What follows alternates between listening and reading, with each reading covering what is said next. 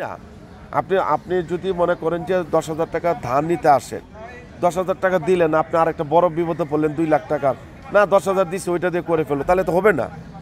ত্রাণটা হচ্ছে সাময়িকভাবে আপনি তাদের খেয়ে থেকে একটু জায়গায় চলার জন্য, একটু বেঁচে থাকার জন্য সহযোগিতা করছেন, বাঁচানোর মালিক আল্লাহ। আর মূল ত্রাণটা হচ্ছে আগামী 1 থেকে 2 মাস যাতে তারা চলতে পারে, এস্টাবলিশ হতে পারে, যে যে কাজ করে সেই কাজে ফিরে যেতে পারে এবং নিজের ঘরবাড়ি তুলতে পারে।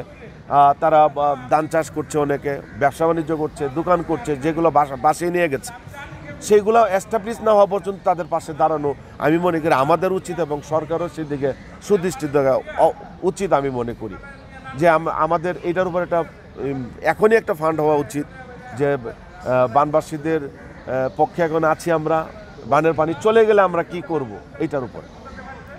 আরো কারো কোনো প্রশ্ন আছে? একটু বন্যার বাইরে আমরা একটু